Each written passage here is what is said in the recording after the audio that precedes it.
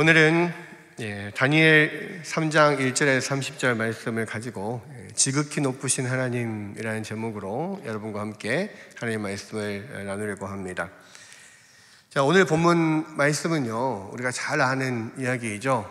다니엘의 세 친구인 사드락과 메삭과 아벳노고가 느부갓네살 왕이 만든 금신상에 절하지 않아서 풀무불에 던져졌으나 털끝 하나도 타지 않고 하나님의 기적적인 도우심으로 살아났다 하는 이야기, 그리고 그것을 본 느부갓네살 왕이 하나님 앞에 영광을 돌리는 그런 이야기들이 오늘 기록된 이야기입니다. 오늘 그 유명한 이야기이지만 이 이야기를 좀 자세하게 하나씩 살펴보면서 또 거기에 담긴 또 성경의 교훈이 무엇인지 살펴보려고 하는데요. 먼저 1절을 한번 보겠습니다. 1절 함께 읽어볼게요. 자, 시작. 느부갓네살 왕이 금으로 신상을 만들었으니 높이는 60규빗이요 너비는 6규빗이라 그것을 바벨론 지방의 두라 평지에 세웠더라. 이 다니엘 3장은요 느부갓네살 왕이 큰 금신상을 두라 평지에 세우는 장면으로 시작을 합니다. 그 신상의 크기가 얼마나 되냐면 이 높이가 60규빗이고 너비가 6규빗이다 그랬습니다. 보통 이게 한 규빗은 이 팔끝에서 이 팔꿈치까지 이 길이가 보통 한 규빗인데요, 보통 한 45cm 정도 되는데 우리가 계산하기 쉽게 50cm, 0.5m라고 생각을 하면 60규빗이면 높이가 30m라는 뜻이에요. 그죠? 그리고 너비가 6규빗이면 3m. 너비가 3m, 높이가 30m. 와, 엄청나게 큰 그 거대한 신상인데요. 지금으로 말하자면 한 10층 정도 아파트의 그 높이를 가진 그런 거대한 신상입니다. 우리 교회가 지금 7층, 지상 7층으로 되어 있잖아요. 지상 7층. 근데 이 지상 7층으로 높이 서 있는 이 교회도 화정동 일대 들어오면 멀리서도 이렇게 다 보이거든요. 그러니까 우리 교회보다 더 큰 그런 엄청나게 높은 그런 신상을 두라 평지에 세웠다는 거예요. 물론 이 현대 우리나라, 우리 세계, 전 세계에서 가장 높은 큰 동상은 인도에 있는 통일의 조각상이라고 하는데요, 높이가 182m나 된다고 해요. 그리고 그 182m의 그런 상을 세울 때 들어간 돈이 우리나라 돈으로 4조가 들어갔다고 합니다. 그러니까 어마어마하죠. 그리고 실제로 미국에 있는 자유의 여신상 같은 경우도 이 받침대 높이부터 시작을 해서 보면 93m라고 해요. 그러니까 이제 그런 거에 비하면 30m짜리 신상이면 요즘에 비해서는 아무것도 아닐 것이라고 생각을 하지만, 이때는 지금 거의 BC 한 600년 정도 되는, 지금으로부터 거의 2500년 이상 전이잖아요. 그러니까 엄청난 그 고대의 그런 건축술로 봤을 때 30m 높이의 그런 어마어마하게 큰 상을 세우는 것은 사실 쉽지 않은 일이고요. 또 하나는 그거를 뭘로 만들었다고요? 금으로 만들었다고. 아마 순금으로 만들기는 좀 어렵지 않을까라는 생각이 듭니다. 근데 그때 당시에 바벨론 그 대제국을 건설했던 이 느부갓네살의 어떤 능력이나 재력으로 그 정도는 충분히 감당할 수 있지 않았을까라는 생각도 들고, 그냥 30m 신상 전체가 금이 아니더라도 그냥 청동으로 만들고 금으로 입혔다고 할지라도 어마어마한 그런 재물을 쏟아 부어야지 만들 수 있는 그런 상인 거죠. 근데 느부갓네살 왕은 이 금신상을 바벨론 지방의 두라 평지에 세웠다라고 합니다. 이 두라 평지가 정확히 어디인지는 몰라도 학자들의 이야기로는 아마도 바벨론 수도 근처에 어떤 큰 평지였을 것이다, 이렇게 생각을 해요. 그러니까 사실은 아마도 느부갓네살은 이 큰 신상을 이 바벨론 수도에 세우기를 원했겠죠. 그런데 이제 아무래도 수도에 그것을 세우기에는 뭐 장소도 여의치 않고 뭐 그러다 보니까 조금 더 떨어진 그런 평지에 큰 신상을 세웠지 않는가, 이런 생각을 합니다. 그러니까 그때 당시는 뭐 건축물의 높이가 그렇게 높지도 않았을 것이고요. 그리고 이제 뭐 다른 건축물이 없는, 아무것도 없는 평지에 이런 큰 신상이 서 있다고 하면 아주 멀리서도 잘 보였을 거고, 또 이 전체가 다 금으로 되어 있으니까 햇빛을 받으면 막 엄청나게 반짝반짝 눈부시게 막 빛이 났겠죠. 여러분, 그렇다면 느부갓네살은 왜 이 금신상을 갑자기 그 두라 평지에다가 세웠을까요? 오늘 이 본문 바로 앞에 있는 다니엘 2장에 보면 느부갓네살 왕이 꿈에서 본 큰 신상이 등장합니다.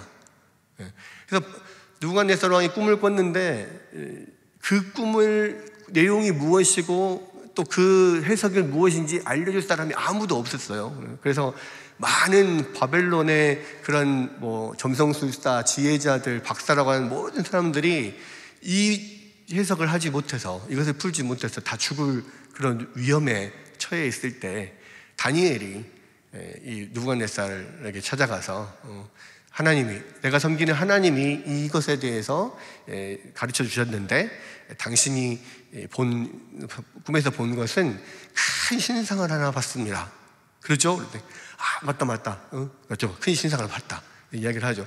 그 큰 신상은 머리는 금으로 되어 있고, 팔과 가슴은 은으로 되어 있고, 그리고 배와 넙적다리까지는 노스로 되어 있고, 종아리는 쇠로 되어 있고, 발은 쇠하고 흙하고 섞어져 있는 그런 신상을 봤습니다. 이렇게 이야기를 하면서 뭐라고 해석을 했냐면, 이 금으로 된 머리는 느부갓네살 왕입니다.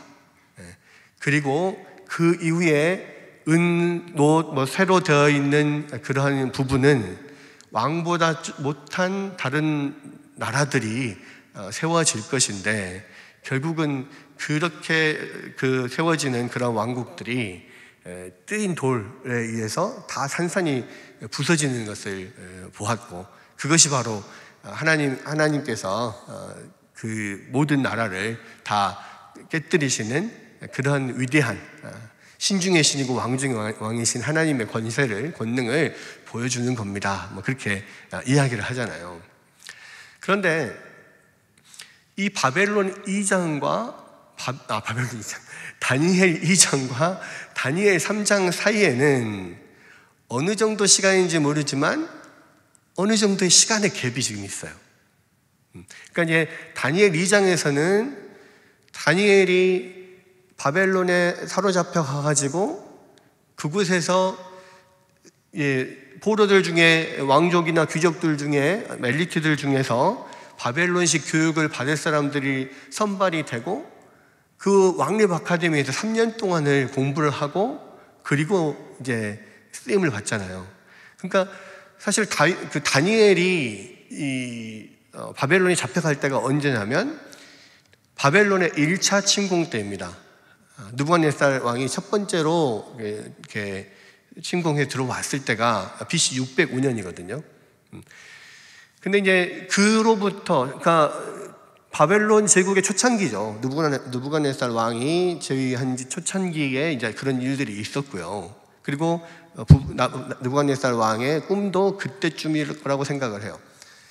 그런데 이제 이 3장에 오면 시간이 좀 많이 지납니다.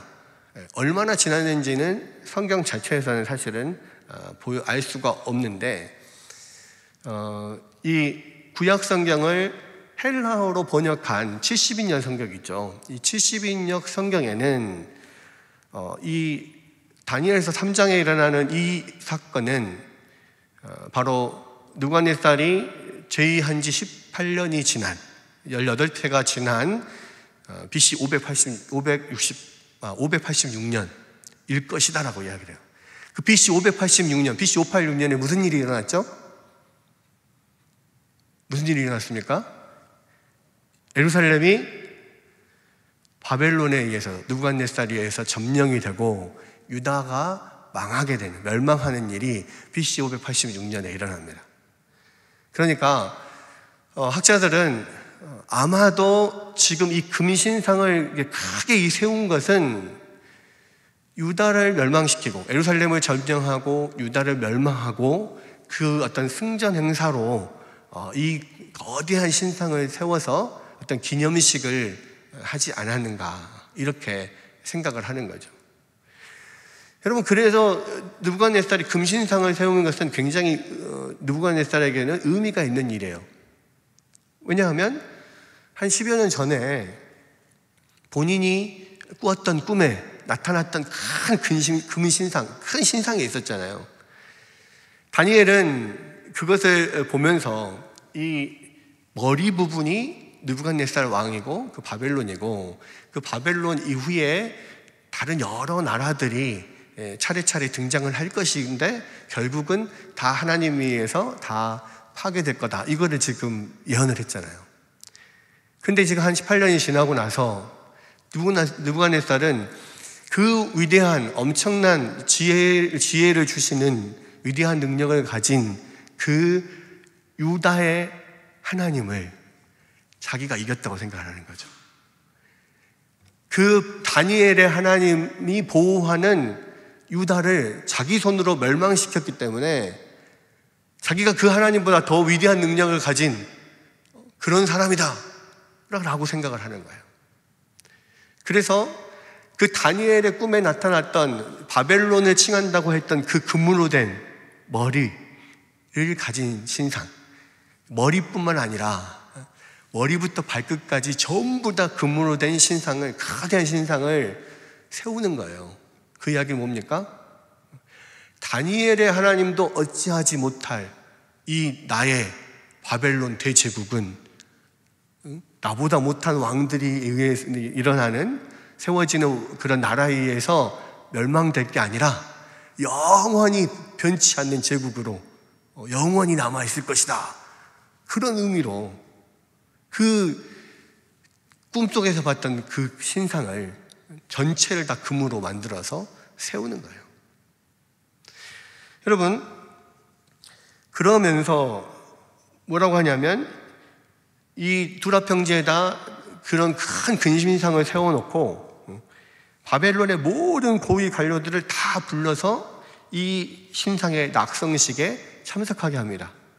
여기서 보니까 그냥 모든 고위 관료들을 다 불렀다 그러면 되는데 일일이 다 이야기를 하죠. 총독과 수령과 행정관과 모사와 재무관과 재판관과 법률사와 각 지방의 모든 관원을 다 낙성식에 불러요. 그런데 그러니까 이제 총독이라고 하면은 가장 지금 높은 지위에 있는 바벨론 왕인 이 느부갓네살 바로 아래에서 그 여러 식민 나라들이 있는데 그 중에 몇 군데를 큰 덩어리들을 다스리는 총독들, 그러니까 그게 가장 높은 사람들이겠죠. 그 밑에 이제 수령과 행정관과 모사와 이런 사람들은 이제 점점 더 밑에 더 구체적인 세부적인 여러 가지 일들을 맡은 고위 관리들입니다. 그런데 이 사람들을 다 불러다 놓고 신상 앞에 세우는 거죠. 다 서라. 그리고 그 신상에 절을 하게 해요. 도대체 이게 무슨 의미가 있는 건가? 여기서 보니까요, 4절에 보면 뭐라고 되어 있냐면, 우리 4절 한번 다 같이 한번 볼까요? 한번 읽어보겠습니다. 시작. 선포하는 자가 크게 외쳐 이르되 백성들과 나라들과 각 언어로 말하는 자들아, 왕이 너희 무리에게 명하시나니. 5절. 너희는 나팔과 피리와 수금과 사명금과 양금과 생황과 및 모든 악기 소리를 들을 때 엎드려 느부갓네살이 세운 금신상에게 절하라. 6절. 누구든지 엎드려 절하지 아니한 자는 즉시 맹렬히 타는 풀무불에 던져 넣으리라 하였더라. 자, 여러분, 여기서요 한 가지 눈에 들어온 단어가 있어요. 뭐냐면 4절에서 선포하는 자가 크게 외쳐 이르되 백성들과 나라들과 각 언어로 말하는 자들아. 여러분, 바벨론 전 제국의 모든 고위 관리들을 다 불렀는데 그 고위 관리들이 각 언어로 말하는 자들이라는 거예요. 그 무슨 이야기입니까? 전부 다 바벨론 사람들인 것이 아니고 외국 다른 나라의 언어를 쓰는 사람들도 다 고위 관리로 지금 섞여 있다는 거예요. 그 말은 이 바벨론의 그런 식민 정책하고 연관이 되는 건데요. 그러니까 대부분 모든 큰 땅덩어리를 가진 제국을 형성한 나라들에게 있어서요. 그러니까 여러 나라들을 정복하고 하나의 큰 제국을 이룬 나라들에게 있어서 가장 문제가 뭐냐면 이 제국을 하나로 만드는 것이 가장 큰 문제였어요. 왜냐하면 다른 나라들을 다 점령해서 하나로 딱 모아놓다 보니까 언어도 다르죠, 문화도 다르죠, 풍속도 다르죠, 종교도 다르죠, 다 다르단 말이에요. 그러니까 뭔가 하나로 묶는 이게 있어야 돼요. 그래서 많은 경우에 여러 제국에서는 그렇게 특히 이제 로마 제국 같은 경우는 황제를 신으로 섬기는 그 일들을 하게 만들잖아요. 사실은 그 로마 제국의 그러한 정책이 어디서 왔겠습니까? 바벨론에서부터 온 거예요, 사실. 바벨론에서도 그 모든 사람들을 하나로 통합하기 위해서 종교적인 통일, 그들에게 하나의 어떤 섬기는 대상, 충성의 대상, 신앙의 대상을 만들어주는 것이 필요했거든요. 그리고 또 하나는 지금 다니엘도 원래 유다의 그런 포로로 끌려와서 거기서 엘리트로 뽑혀서 교육을 받고 바벨론의 고위 관리가 됐잖아요. 그러면은 느부갓네살이 꼭 유다에게만 그런 기회를 줬을까요? 아니죠. 다른 정복한 나라들에게도 분명히 그런 일들을 했을 겁니다. 그래서 많은 나라, 정복한 나라들에서 엘리트들을 다 뽑아서 한 제국, 바벨론 제국의 관료로 사용하면서 하나로 전체를 통합하려고 하는 정책을 펼친 겁니다. 자, 그러면 이 BC 586년에 유다를 멸망시키고 나서 아마 이때는 느부갓네살이 그 이제 제위한 지가 거의 20년이 돼가니까요. 거의 대부분의 나라들을 다 점령을 하고 이제 정복이 완전히 거의 끝났을 그런 때죠. 그렇기 때문에 이제 그 많은 관료들을 불러다 놓고 하나의 큰 느부갓네살을 대신하는 그런 큰 금신상을 만들어 놓고 거기에 다 충성을 맹세하게 하는 겁니다. 그러니까 이것은 어떤 종교적인 행위, 새로운 종교를 만든다기보다 하나의 국민 통합의 차원에서 그 모든 민족을 대표해서 뽑힌 관료들에게 충성 맹세를 받는 거예요. 그게 이 바벨론에 그런 큰 신상을 세우고 거기에다 모두가 함께 와서 절을 하면서 그 충성을 맹세하게 만드는 겁니다. 여러분, 그렇기 때문에요, 왕의 바로 밑에 있는 그런 지상들, 또 총리들, 총독들부터 시작해서 더 지방 각 관료들까지 다 모여서 금신상에 모든 음악 막 엄청나게 이렇게 여기서 보면 모든 악기들이 다 동원이 되잖아요. 나팔과 피리와 수금과 사면금과 양금과 생황과 모든 악기가 소리를 확 낼 때 그때 금신상 앞에 일제히 다 절을 한다. 이것은 일제히 그 느부갓네살에게 충성을 맹세하는 거예요. 그럼 그래서요, 그때에 엎드려서 절하지 않는 사람은 왕에게 충성하지 않겠다는 거고, 그것은 반역자로 처단될 만한 그런 일인 거예요. 여러분, 그러니까 그런 사람, 만약에 그렇게 충성을 맹세하지 않는 사람이 있다면 당연히 풀무불에 던져서 죽여야죠. 반역자니까. 그리고 국민의 통합을, 전체의 통합을 못하게 하는 그런 반동분자니까.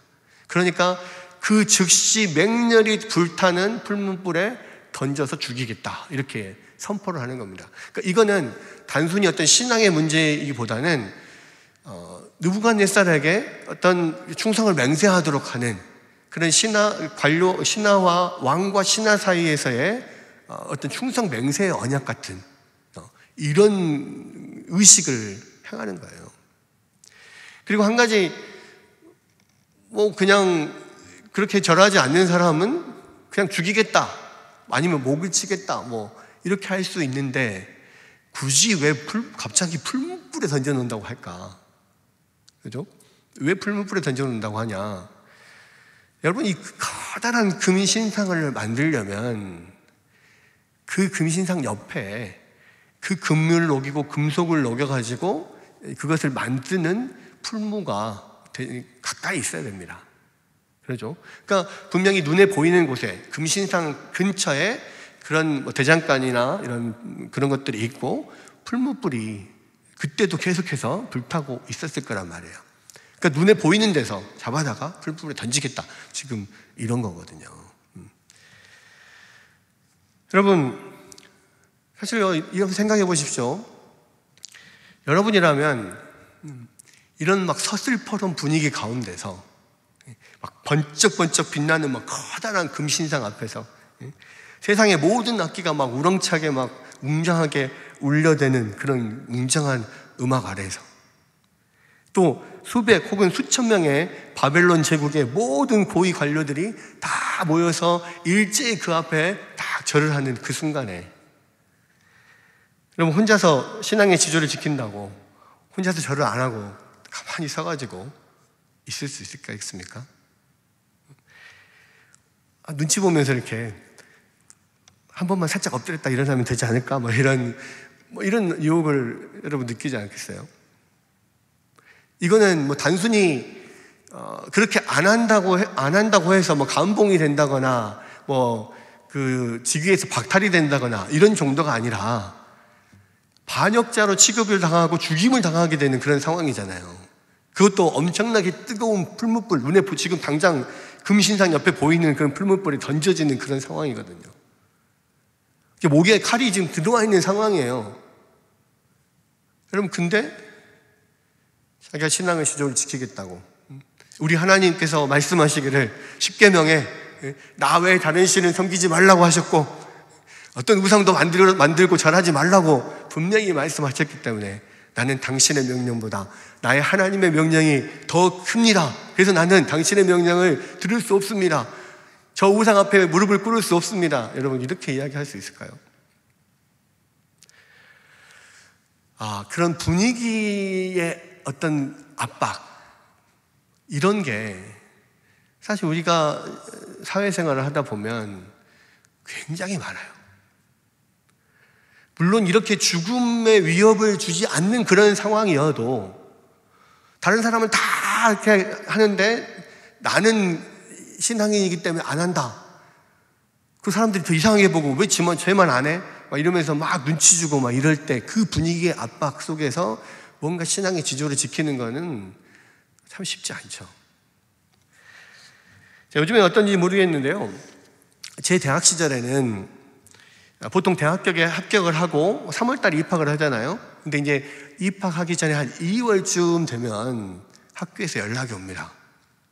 그래서 과 대표나 학생회장이 전화가 와가지고 신입생 오리엔테이션이 있다. 그러니까 한 2박 3일 되는데 와서 참가를 해라 이야기를 해요. 그래서 저는 저 때는 2박 3일 신입생 오리엔테이션을 했습니다. 그런데요, 이 신입생 오리엔테이션에 가가지고 뭐를 하냐면 주로 낮에는 여러 가지 레크레이션도 하고 학과 소개도 받고 여러 가지 그런 게임도 하고 프로그램들을 진행하고 해가지고 저녁이 되면 뭘 합니까? 과별로 다 모여가지고 밤새 술판이에요. 밤새 술을 마시는 거예요, 여러분, 근데 제가 신입생 오리엔테이션 딱 가가지고, 또 저녁에 다 이 과별로 모여서 이제 술판을 벌이는데, 제가 선배들한테 당당히 이야기를 했습니다. 저는 4대째 기독교 집안에서 태어난 사람이고, 신앙이기 때문에, 저는 술을 안 마십니다. 그랬더니 우리 선배들이 또 쿨하게 그러냐? 마시지 마라. 또 그러더라고요. 그래서 첫날은 그냥 잘 넘어갔어요. 근데 이제 두 번째 날, 마지막 날 저녁에, 그때 되니까 마지막 날 저녁이라고 우리 과 출신 1기 선배부터 바로 직전 선배까지 다 오신 거예요. 그래가지고 한 가지 하는 행사가 있는데, 뭐냐면 1기 선배들부터 시작해서 다 하나씩 잔을 채우고 파도 타기를 하는 겁니다. 한 명씩, 한 사람이 마시면 다 마실 때까지 있다가 그 다음 사람이 또 이어서 마시고 이렇게 파도 타기를 쭉 이렇게 해서 돌아오는 거예요. 이 막내 신입생들까지 다. 근데 저기 앞에서 1기 선배님부터 이렇게 파도가 막 와요. 이렇게 파도가 딱 왔는데 제 앞에 딱 왔잖아요. 근데 제가 안 마시면 어떻게 됩니까? 파도가 끊기는 거죠. 저 앞에서 끊기는 거예요. 그 다음부터 이제 이어갈 수가 없습니다. 그러면 이제 완전히 분위기가 다운되고 저는 역적이 되는 거죠. 그러니까 이제 저기 일기서 선배에서부터 이렇게 파도 타기가 오는데, 그 올 때까지 머릿속에서 이거 어떡하지? 그 생각을 하는 거예요. 하다가 결국에는 내 앞에 딱 오니까 어쩔 수 없이 이렇게 한번 딱 이렇게 들이키고 살짝 하고 놨습니다. 그게 넘어갔죠. 근데 눈치 보고 살짝 그렇게 하면은 넘어갈 줄로 생각을 했어요. 근데 그렇게 넘어가졌을까요? 아니요. 그 다음부터 어떻게 됩니까? 선배들이 와가지고 다 술 한 잔씩 줘요. 나는 기독교인이라서 안 마시는데, 아까 니 마셨잖아. 뭔 소리야? 네가 아까 안 마셨으면 몰라도 마셨잖아. 그러니까 어쩔 수 없이 또 한 잔, 두 잔 마시다가 보니까 내 마음 가운데 어떤 생각이 듭니까? 그래, 이왕 베린 몸 이왕 베린 몸, 이제부터는 에라 모르겠다 그냥 그렇게 무너지기 시작하고, 아주 그날은 아주 정신이 이제 이럴 때까지 거의 술을 마시죠. 근데 이제 문제는 그게 올무가 되니까요, 그 다음부터는 술자리를 피할 수가 없어요. 그러면서 이제 1학년 때 제 신앙의 방황이 시작이 된 겁니다. 여러분, 지금 한번 딱 눈 한 번만 감고 넘어가면 그것으로 끝날 것 같습니까? 아니요. 여러분, 사단이 그렇게 만만합니까? 그렇지 않아요. 여러분, 사단은 절대로 우리를 가만히 두지 않습니다. 한번 올무에 걸리면 좀처럼 빠져나올 수 없는 것이 사단의 올무고 죄의 올무예요. 그러니까 여기서는 절대로 타협을 하면 안 되는 거예요. 그리고 그 다음에 그로 인하여서 저는 그래도 방황을 짧게 끝낸 편이에요. 한 학기 지나고 여름방학 때 하나님의 은혜로 수련회 또 이렇게 따라가가지고 거기서 하나님을 깊이 만나면서 그 방황의 세월을 접었지만, 만약에 하나님께서 그런 은혜를 주시지 않았다면 사실은 제가 여기 없을 수도 있고 그 세월이 얼마나 오래 갔을지 몰라요. 여러분, 아마도 그것을 알았겠죠.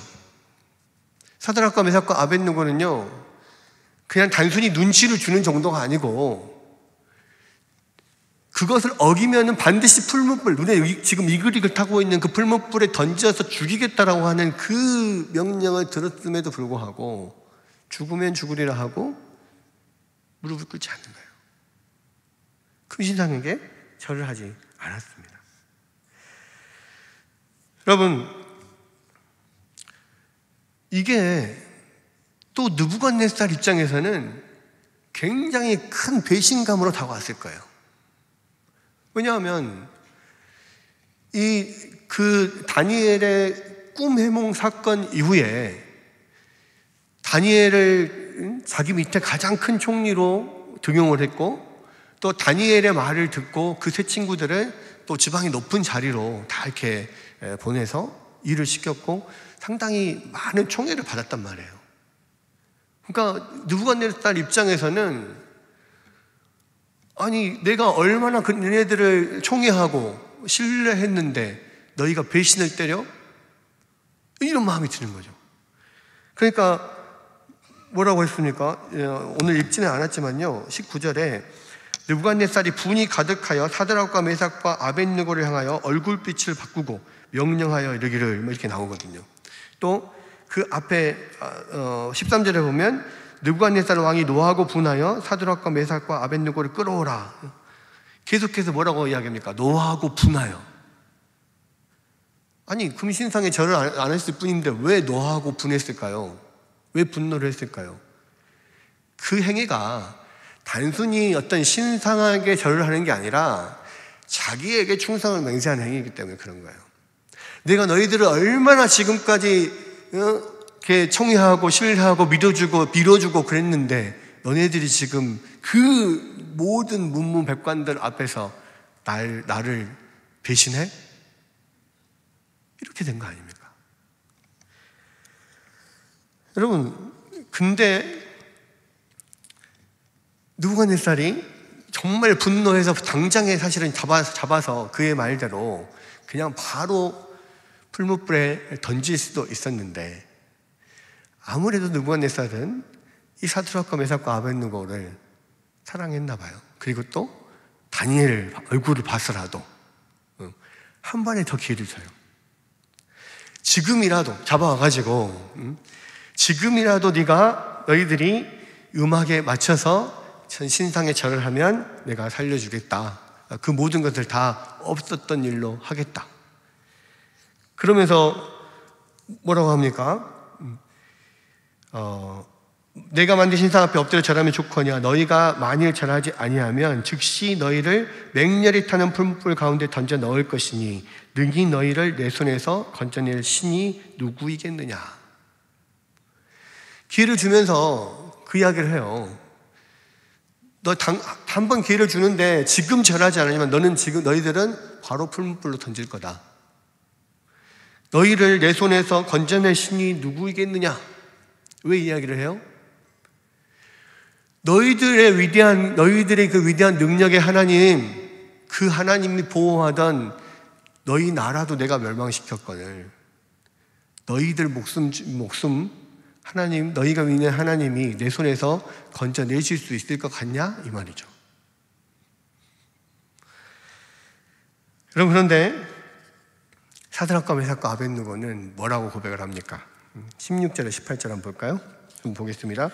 사드락과 메삭과 아벳느고가 왕에게 대답하여 이르되 느부갓네살이여, 우리가 이 일에 대하여 왕에게 대답할 필요가 없나이다. 왕이여, 우리가 섬기는 하나님이 계시다면 우리를 맹렬히 타는 풀무불 가운데에서 능히 건져내시겠고 왕의 손에서도 건져내시리다. 그렇게 하지 아니하실지라도 왕이여, 우리가 왕의 신들을 섬기지도 아니하고 왕이 세우신 금신상에게 절하지도 아니할 줄을 아옵소서. 느부갓네살 입장에서는요, 아주 그냥 가슴에 대못을 받고 있죠. 그렇게 사랑해서 내가 왕의 지엄한 명령도 한 번 더 내가 숙여서 한 번 더 기회를 준다고 했거늘 얘네들이 한다는 소리가 뭐라 합니까? 왕이여, 우리가 이 일에 대해서 왕에게 대답할 필요가 없나이다. 여러분, 왕과 하나님은 충성의 비교 대상이 아니라는 거예요. 내가 왕으로서, 내가 신하로서 왕을 잘 섬기고 왕의 명령에 충성하지만, 그러나 왕과 하나님은 비교 대상은 아닙니다. 왕이, 당신이 분명히 전에 이야기를 했지 않습니까? 너희 하나님은 신 중에 신이고 왕 중에 왕의 모든 주제시라고 분명히 그렇게 고백하지 않았습니까? 우리가 섬기는 그 하나님은, 내가 하나님에 대한 그런 충성은, 그 사랑은 신하로서 왕에 대한 충성 그 이상입니다. 신하로서 왕에게 보내는 그 사랑과 지지 그 이상입니다. 당신은 왕으로서 최고의 충성과 그 사랑을 받을 자격이 있는 분입니다만 그것은 인간으로서 그렇고요. 하나님과 당신은 비교 대상이 아니죠.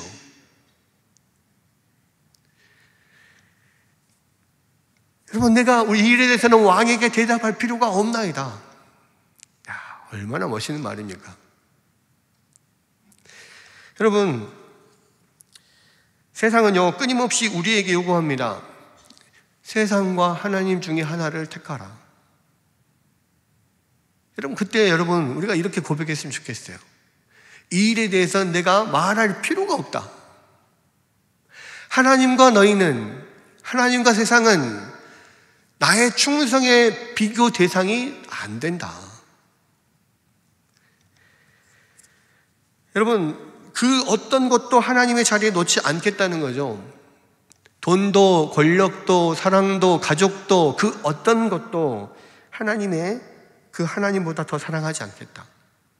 하나님보다 더 내 마음을 쏟지 않겠다. 그것들은 하나님과 비교 대상이 되지 않는다. 여러분들에게도 이들의 고백과 동일한 고백이 있기를 주님의 이름으로 축원합니다. 여러분, 하나님은요, 이 세상 어떤 것과도 비교가 될 수 없는 분이에요. 그리고 또 멋진 말을 하죠. 뭐라고 합니까? 왕이여, 우리가 섬기는 하나님이 계시다면 우리를 맹렬히 타는 풀못불 가운데서 능히 건져내시겠고 왕의 손에서도 건져내시리다. 왜요? 왕이 물었잖아요. 내 손에서 너희를 건져낼 신이 어디 있느냐? 누구겠느냐? 하니까 하나님은 반드시 살아계시고요, 하나님은 우리를 풀못불 속에서도 당신의 손에서도 분명히 구원해 내실 겁니다. 난 그런 능력의 하나님이심을 나는 믿습니다. 그리고 그 다음에 또 더 멋있는 말을 하죠. 뭐라고 그래요? 그렇게 아니하실지라도 왕이여, 우리가 왕의 신들을 섬기지도 아니하고 왕이 세우신 금신상에게 절하지도 아니할 줄을 아옵소서. 그냥 가슴에 대모도 팍 받는 거죠. 당신이 아무리 우리를 총애하고 당신이 아무리 우리를 신뢰하고 사랑해도, 그러나 당신의 그런 총애와 사랑 때문에 내 하나님에 대한 충성을 포기할 수는 없습니다. 그리고 우리 하나님은요, 하나님이 원하신다면 당신의 손에서도, 심지어는 저 뜨거운 풀문불 속에서도 우리를 건져내실 능력이 있으신 분입니다. 그리고 설령 그렇지 않는다 해도 우리는 하나님을 포기하지 않습니다. 여러분, 이 사드락과 메삭과 아벳느고가 하나님을 섬긴다는 것이, 내가 예수님을 믿는다는 것이 무엇인지를 분명하게 보여주고 있는 거예요. 많은 사람은 예수님을 믿는다는 것이 그냥 예수님이 나를 위해서 십자가에 죽으셨고 내가 예수님의 십자가 때문에 나는 구원을 받았습니다, 그것을 믿습니다, 그러면 그것이 신앙인 줄로 알아요. 네, 맞죠? 그것을 믿는 것은 신앙의 지적인 면입니다. 그런데요, 우리의 신앙은 지적인 면만 있는 게 아니에요. 감정적인 면도 있고 의지적인 면도 있습니다. 우리가 정말로 그 하나님을 나의 구원자요, 나의 주인으로 받아들인다면 이 세상의 그 어떤 것도 나의 충성의 비교 대상이 될 수가 없고, 세상의 어떤 것도, 심지어는 죽음까지도 내가 나의 하나님을 섬기는 것을 막을 수 없다, 그런 마음이 있어야 돼요. 내가 설령 하나님을 믿다가 이 세상에서 심한 박해를 받고 죽을지라도, 내가 나의 지위를 잃고 돈을 잃고 권력을 잃고 사랑을 잃고 모든 것을 잃을지라도 그 모든 것은 하나님과 비교 대상은 될 수 없습니다.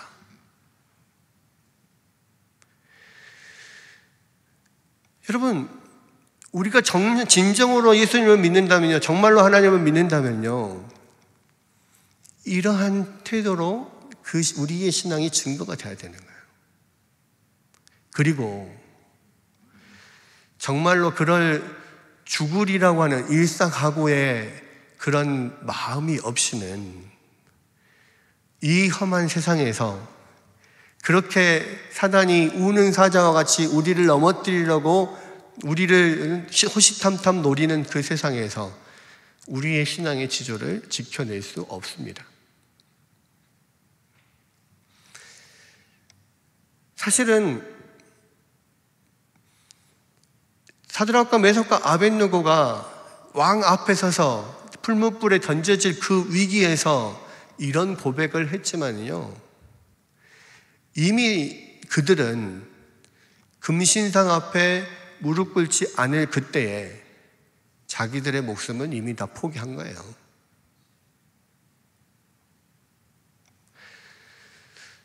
여러분, 이 세상에서의 유혹을 이겨내는 거 죽을 각오가 아니면 안 돼요. 세상은 그렇게 호락호락하지 않습니다. 그리고 한번 이때만 잠깐 눈 감고 살짝 눈 감고 지나가면 되겠지? 아니요. 안 돼요. 여러분, 우리는 날마다 죽노라, 나는 날마다 죽노라라고 하는 사도 바울의 고백이요, 사실 모든 순간 모든 삶에서 우리의 고백이 되어야 돼요.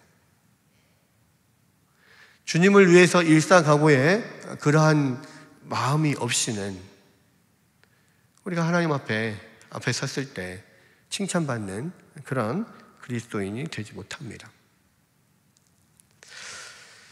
그럼 또 한 가지 잠깐 우리가 생각해 볼 것은 뭐냐면요, 이 그리 아니하실지라도, 이 신앙, 우리가 그리 아니하실지라도 감사해요 하면서 이제 찬양하잖아요.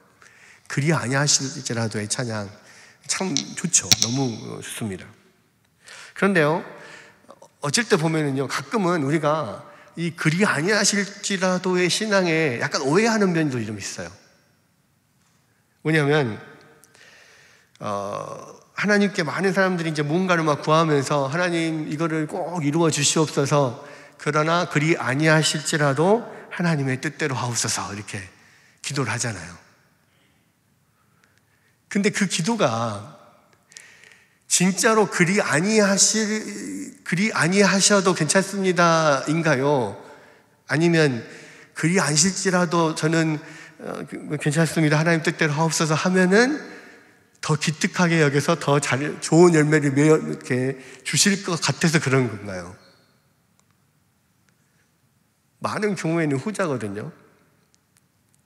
네, 내가 그렇게 기도하면 하나님께서 기특하게 여기셔서 더 좋은 열매를 주시겠지? 그런 마음. 그런 어떤 분이 그런 이야기를 하더라고요. 개척교회를 이렇게 하는데 열심히 섬겼던 어떤 자매가 어느 날 와서 내가 우리 어머니를 전도를 하기 위해서 어머니를 데리고 그 가까운 교회에 나가려고 한다. 그러니까 목사님 어쩌면 좋겠습니까? 그렇게 하니까 목사님이 뭐라고 이야기했냐면, 거기도 하나님을 믿고 우리도 하나님을 믿고 거기서 드리는 예배나 여기서 드리는 예배나 똑같으니까 거기 가서 그럼 자매님이 어머니를 잘 모시고 신앙생활을 열심히 하십시오. 그래도 저는 괜찮습니다, 이렇게 이야기했다는 거예요. 그런데 그 다음 주에 보니까 진짜로 그 어머니를 모시고 그 가까운 교회를 나갔어요. 그러니까 이 목사님이 엄청나게 그 마음이 서운하고 엄청나게 그 사람이 미워지더라는 거예요. 왜 그랬냐면 그 목사님 마음에는 내가 이렇게 착하게 말하면 이렇게 착하게 말하면 그분이 감동을 받아서 어머니를 모시고 우리 교회로 오겠지, 또는 하나님께서 참 착하고 순전한 목사구나 그러면서 그 감동을 주셔서 그 어머니랑 같이 그 자매가 우리 교회로 오겠지, 이렇게 생각하고 했다는 거예요. 그런 마음이 기대가 있었다는 거죠. 그런데 그리 아니하실지라도 감사해요 했는데 그리 아니하셔버렸어. 너무 서운하더라고요. 여러분, 근데요, 성경에도 그렇고요, 이 세상에도 그렇고요, 그리 아니하시는 경우가 훨씬 더 많습니다. 여러분, 정말로 성경에는요, 우리 생각과 달리, 또 이 세상에도 마찬가지입니다. 우리 생각과 달리 정말 신실한 종들이 얼마나 멸시를 당하고 심지어는 목숨을 잃고 비참한 최후를 맞고 그런 경우가 얼마나 많은지 몰라요. 여러분, 믿음장이라고 하는 히브리서 11장 마지막 부분에 보면 믿음을 지키기 위해 고통당하고 죽어간 많은 사람들이 나오거든요.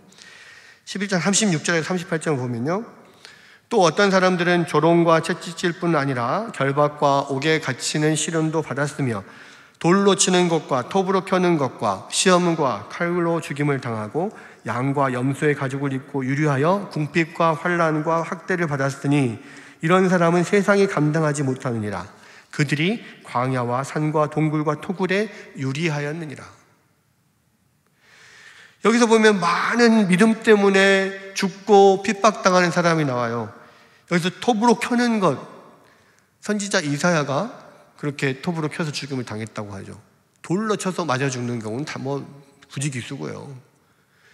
여러분, 예수님을 따르던 12제자 다 순교당했어요.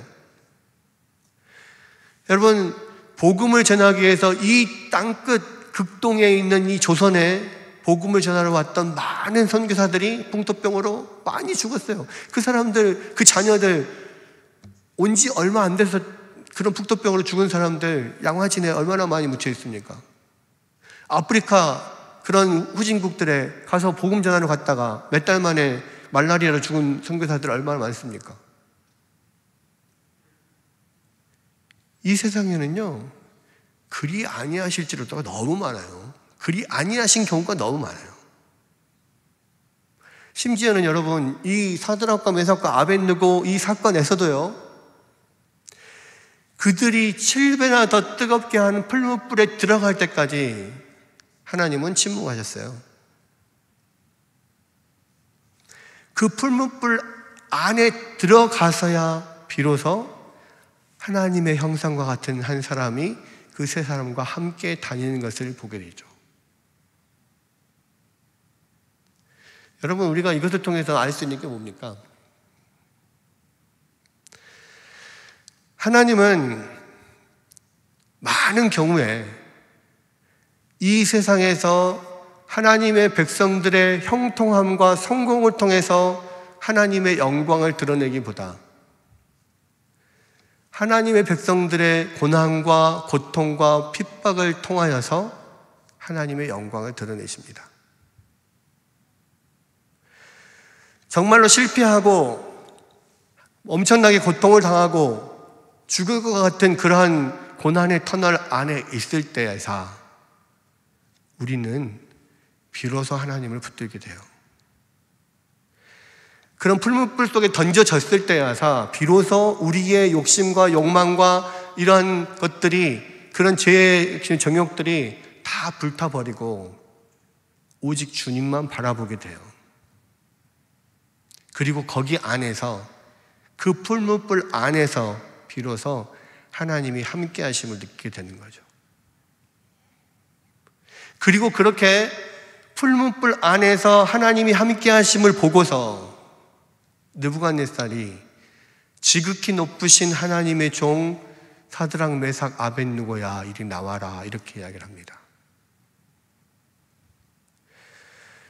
여러분, 세상의 성공, 크리스찬의 성공으로 하나님의 영광을 드러내는 경우가 별로 없어요. 크리스찬들이 그 고난 가운데서 어떻게 믿음을 잃지 않고 주님을 붙드는가, 그것을 통하여서 이 세상에 하나님의 영광을 드러내신 분이 우리 하나님이십니다. 그래서 하나님께서 당신의 영광을 드러내시기 위해서 당신의 아들을 십자가의 풀무불 속에 던져 넣은 거예요. 그 속에서 하나님은 영광을 받으셔요. 그리고 우리는 그러한 풀문불 속에서야 비로소 주 하나님이 함께 하심을 느끼는 거예요. 그리고 하나님이 함께 하시는 것은요, 그 풀문불 속에서 하나님이 함께 하심은 이 세상의 영광보다 훨씬 더 귀하고 가치 있는 것입니다. 여러분, 그리 아니하실지라도가 그냥 단순히 나의 기특함을 하나님 아시고 나에게 더 큰 복을 주시옵소가 아니라 정말로 내가 하나님을 붙들고 그 안에서 주님을 붙들고 씨름하고 그것을 통하여서 세상 사람들에게 주님의 영광을 드러내는 그러한 모습이 되었으면 참 좋겠습니다. 누구에게나 다 고난이 와요. 고통이 와요. 고난이 없는 사람은 아무도 없어요. 그런데 그 고난은 하나님이 함께 하심을 보여주는 증거가 되는 거예요. 그래서 우리가 그것에 감사할 수 있는 겁니다. 그것을 통하여서 또한 세상 사람들이 하나님께 영광을 돌리는 거예요. 여러분, 왜 나만 겪는 고난이냐고 그렇게 말하지 마세요. 그것을 통하여 그것을 견딤으로 그 안에서 예수 그리스도를 믿고 온전히 견딤으로 하나님이 영광을 받으시고 세상 사람들이 하나님의 영광을 알게 될 것입니다. 다니엘서는요, 전반적으로 믿음으로 승리하는 그러한 이야기가 아니에요. 고난 가운데서도, 포로 생활을 하는 가운데서도, 그런 모든 핍박이 오는 가운데서도 믿음으로 견디고 살아냄으로써 하나님께 영광을 돌리는 이야기예요. 여러분에게도 그러한 은혜가 있기를 주님의 이름으로 축원합니다. 하나님의 그런 놀라운 함께 하심을 여러분들이 경험하는 여러분 되시기를 주님의 이름으로 축원합니다.